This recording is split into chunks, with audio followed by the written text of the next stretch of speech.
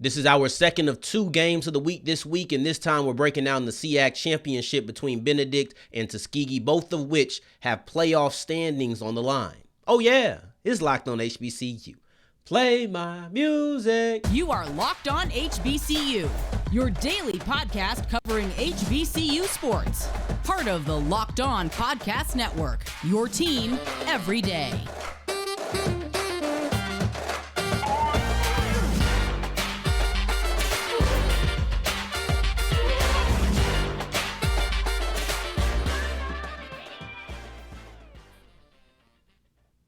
What's going on, family? Welcome back to another episode of the Locked On HBCU podcast, your number one daily one-stop shop for everything HBCU athletics, Monday through Friday, part of the Locked On Podcast Network, your team every day. And I, of course, am Darian Gray, a.k.a. the Mouth of the South, Texas Southern alum and former TSU Herald Sports editor. Thank you for going on this journey with me, making Locked On HBCU your first listen of the day every single day. And remember, just because the mic cuts off does not mean that the journey is over. It just means it's time to follow me on Twitter.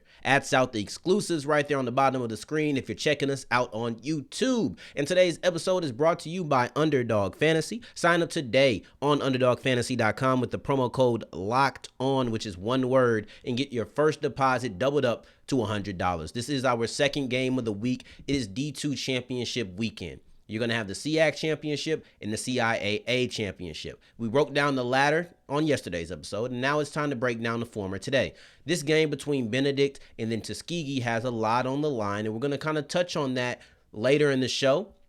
In our second segment, y'all know how this runs, but we're going to start off with our matchups. And the first matchup that I want to highlight is Taurean Taylor and Donte Edwards versus the Benedict defensive line. Now, Taylor and Edwards are 2 running backs, and this one is a little bit atypical from how we typically break down these matchups. Typically, when we're talking about the running game, if it's a running back and we're going to highlight a specific group or specific player, that guy is typically in the linebackers. He's typically on that second level. And the reason I didn't do it this time is because when you look at the highest tackle totals for Benedict, the first 3 are defensive linemen, and I felt like that was rare. I'm sure that the linebackers have a love-hate relationship with that because on one hand, you want the team to do good, and this is good for the team. But it's a love-hate relationship in the sense that I don't think there's a linebacker who doesn't want good defensive linemen in front of him because bad defensive linemen allow for the offensive linemen to get up to the second level quicker. You don't want that. You want them to keep you clean. So you're happy for that because they're skilled and you're able to play more free. But they might hate it like, man, you going to let me get a tackle or what? You gonna let me get in the mix or what? All of these guys, defensive linemen, eating up all the tackles. But if I'm a defensive coordinator, I want it that way. Personally, if I could have it any kind of way, I would want all of my defensive linemen to be my leading tacklers. That's not going to happen a lot. But the reason I would want that to be the case is because 9 times out of 10, my defensive linemen aren't making tackles 10 yards down the field, right? So linebackers might play go 7-8 yards down the field. You might see a linebacker make that tackle. Not all linebacker tackles are there, but it's more likely to see a linebacker or a defensive back make a tackle 8-9 yards down the field. If it's my defensive lineman leading me in tackles, more times than not, I'm either having a lot of tackles for a loss, a lot of sacks, or it's minimal gains. You're not going anywhere if my defensive line is tackling you, you know? So that's one of the reasons I would prefer that as a defensive coordinator, and that's exactly what Benedict College has. Whether it's Loobert Denelus, John Hannibal, Curtis Williams, those are our 3 leading tacklers. And Denelus, he does it all. Leading tackler, has the most sacks, has the most tackles for a loss. Dude has just been an absolute beast for Benedict this year. Then you look at Tuskegee's running backs, and that's Edward and Taylor. 9 times out of 10, well, I guess there's actually 10 games. I can break it down. I think it might be 8 times out of 10, right? Or 6 out of 8 because Taylor didn't play all of the season. But you look at it, they're totaling up for more than 100 yards pretty much every time that they're coming on the field, right? We could use the 9 out of 10 cliche, but I remember there's actually a certain amount of games that they played together. But when they're together, which isn't always because he did miss the beginning of the season, you're looking at a duo that typically is going to get you over 100 yards. Now, you might look and like, okay, that's 100 yards between 2. That's not hard. I understand why you would say that. However, both of these players have the ability to get you 100 by themselves. Both of these players have went over 100 3 times. You're looking at Taylor, who's went over 100, or excuse me, who has went over 200 2 times. So these are dynamic running backs who, when you put them together, you really got to make sure you're watching out for him. You really have to make sure that Taylor isn't getting loose for big plays. You have to make sure that Edwards isn't getting loose for big plays. That should really help them out. And we're going to bring up why they're so important in the last segment. We're talking about the key to victory, but let's keep rolling. Then you have Reginald Harden's big playability versus the Benedict defensive or Tuskegee defensive backs, So Reginald Harden is a wide receiver for Benedict College who is great at getting big plays. And that's something that I felt like Benedict does pretty well. When you look at every game and just looking at the passing game specifically and look at their longest catch of the day, they've had plays of over 40 yards through the air in all, I think 6 games. They've done it in 6 games, so 6 out of 10. You're looking at that. That's a pretty good percentage, Yeah, plays over 60 or over 40 yards or 6 times this year. That's pretty good. You want that. That shows you have the ability to consistently, in multiple games, pop off big plays. All right, that's replicable. Now you look at Tuskegee. Tuskegee doesn't allow that much. They don't really do that. Tuskegee only allowed a longest play of over 40 yards in 3 games. So it's not like, oh, well, they take the top off and Tuskegee often has the top taken off. That's not the case. This is actually a case between a team that is explosive, and Harden is the guy I'm focusing on because he has 25 yards a pop per catch, right? So 25 yards a pop. That's a big play waiting to happen. Tuskegee doesn't allow that. Whether that's short passes that lead to longer plays, that probably means that Tuskegee is tackling. Or if it's just getting your top taken off and the safety not being in the position that they need to be. They don't have that happen to them either. So those are 2 things that bode well, but it would be something interesting. I'll be looking, and you should too. Is there going to be a passing play of longer than 40 yards by the Benedict offense? And then lastly, keeping at the offense, both of these are like the Tigers. I think Tuskegee is the Golden Tigers, but they're both Tigers. So I'm never going to call them the Tigers. I'm going to call them BC, Tuskegee, Benedict, right? We're just going to do it like that.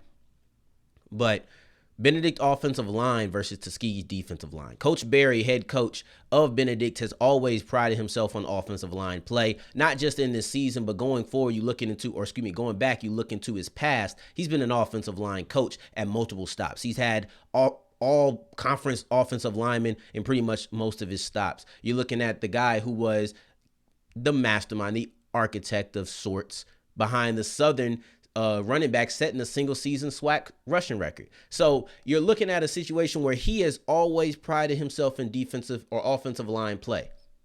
That includes protecting the passer. Eric Phoenix doesn't have to worry about going down often. The thing is, Tuskegee, they don't take down the quarterback often. So this is the strength on the weakness. If you're going to want to win, you have to disrupt Eric Phoenix. You have to make him uncomfortable. You're probably going to have to do that with either bringing pressure from different ways or just making sure your front line is able to get it done. But either way, you're going to have to get this guy under some pressure. You're going to have to make this guy uncomfortable at some point. I don't care how you do it. I don't care if you want to send your linebackers. I don't care if you just want to rush with your down linemen. I don't care if you want to bring a cornerback off the edge. You have to make sure that at some point, in some kind of way, you are disrupting Eric Phoenix, because this is a high-powered offense. You got to find something. I don't just want to sit back and play coverage against a running quarterback, a guy who can definitely get yards on the ground if you are covering everything. Heat him up. That's what I want to do.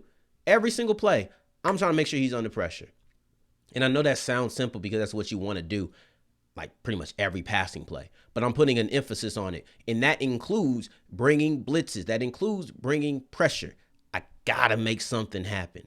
Now, going forward, we're going to be talking about our storylines, including why Benedict College sees this as a low risk but very, very high reward matchup, and that's the exact way they should be looking at it.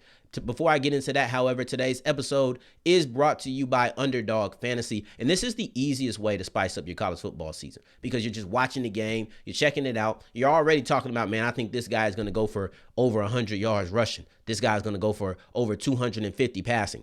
If you can do that, just go to Underdog Fantasy. Instead of just talking about it, go ahead and talk about it, put a little bit of money down on it. And when you write, because you know you're going to be right, because you know the game, go ahead and make a little bit of money off of that.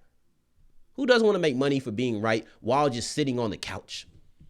It's easy. So it's available in about 30 states. You pick 2 to 5 players, pick their over-under on the stats, and then you put your money down. And with us, because I like you. So I want to make sure that you get a little bit of extra money. You can use the promo code LOCKED on and you'll get your first deposit doubled up to $100. Just go to Underdog Fantasy or download the Underdog Fantasy app on the Google Play Store or App Store and use the promo code LOCKED on to get your first deposit doubled up to $100. As we keep on rolling on today's episode of Locked On HBCU, I appreciate you for making us your first listen of the day. Every day when you're done listening to me, make sure you go in and check out Peter Bukowski on Locked On Sports Today, bringing in the local experts to break down the national stories. Now, I want to tell you about these two storylines because I do believe these are two major storylines, and one is the playoff implications behind this. Clearly, for Tuskegee, you win. I feel like you're probably in. You just knocked off the number 1 seed in the region. You're going to jump up from, I believe they were 9. So you're going to jump up from 9 to 7. But I want to focus on Benedict College because we're going to focus on Tuskegee for the next storyline. I wonder if you're looking at this as a low-risk, high-reward game. I would, because to me, I'm in the playoffs. I'm a lock. I'm no longer playing for playoff contention. I've done that all year long. When I reach 10-0, and I'm the number 1 seed in the region, and all I have is my conference championship game left against a team that is in the top 10 rankings for the region, I'm not concerned about falling out of the playoffs. Maybe you are mentally because, you got to make sure that something motivates you. Maybe that's how you're looking at it.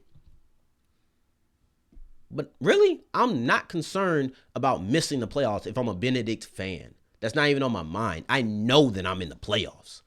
But now the question becomes, where in the playoffs am I going to land? That's the only concern. You're no longer playing for number 1 contention, you're no longer playing for playoff contention. You're playing for the number 1 seed. If you are Benedict College, I'm saying, look, if I lose this game, I'm not saying this if I'm going to play, but if I lose this game, the worst thing that's going to happen is I'm going to drop down to probably 4-ish. That's the worst thing that's going to happen. I'm not going to drop to 9. I'm not going to drop to 8. I'm in the playoffs, period. I want that number 1 seed, though. I want to be the guy who has a bye week and gets to watch the playoffs for the first week. That's what I want. And if you're looking for that, that means you have to beat this team in Tuskegee. That's what you have to do. So that's the way I'm looking at it. That's my motivation. That's the thing that if I'm a coach, I'm telling you, look, the playoffs are wrapped up, but it's not time to be complacent. It's no longer time because we can address it. We ain't got to be oblivious just to be motivated. I'm telling the coaches, or I'm telling the players if I'm a coach, I'm telling them, yeah, we already wrapped up the playoffs. We're there. We're the number 1 seed right now. Delta State lost. We are number 1 right now. Let's retain that number 1 spot. It feels good, don't it? It feels good to be recognized as the best team in Super Region number 2. Doesn't it feel good? Let's go ahead and continue that. This is a battle of two coaches who haven't been at their school for a long time. You look at Chennis Berry. He's only been at Benedict College for 2 years. What a turnaround he's had for them. But Reginald Ruffin can say the same thing at Tuskegee. They had a 3-8 record last year. At the worst, he's just turned it completely around. So you went from 3-8 to at the worst, you're going to be 8-3. But is that how his story ends? That's what I really want to know. Is this how the story of Reginald Ruffin ends? And the reason I'm saying it with such finality is the fact that he's done coaching after this year. I don't think he's ever going to be back on anybody's sideline. At least that's not his plan. He wants to be an athletic director. He is currently the football coach and AD at Tuskegee. And going after this year, he's just going to be the AD. So I don't think that, he's going to be coaching any longer because it's not like he's a new coach. It's not as if he just came in and was like, all right, I want to be the head coach and the AD, and this is like his first stop. He's had a lot of success at Miles. That success just isn't at Tuskegee. So to me, the reason I still praise it, to bring it all full circle and talk about why I think it's such a big deal, is because, yeah, you've coached elsewhere, but turning around a program that was 3-8 and bringing them to the conference championship the next season is still a big deal. I don't care what you did at your other places. That's something that still should be applauded. And I want to know, if he wins the conference championship, I assume he gets in the playoffs. Is that like a nice way to ride off into the sunset?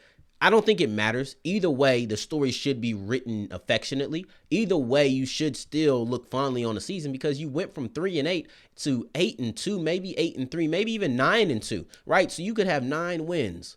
You hadn't had 9 wins in the last 2 seasons combined, right? You had 8 wins in 2021 and 2019 combined. You went 5-5, then you went 3-8. This is a win. This is a win. And if this is how the story is written, if this is how Reginald Ruffin's coaching story is finally finished, right, and you move on to a new book or a new chapter, however you want to phrase it, I think that going to a conference championship and bringing them from where they were is a great way to write it. I just want to know, is the playoffs going to be a part of it? That's what they're playing for. You win, you're probably in the playoffs. You lose, it's still a great story. You just had the ending not quite the way that you wanted it. On to being an athletic director from there.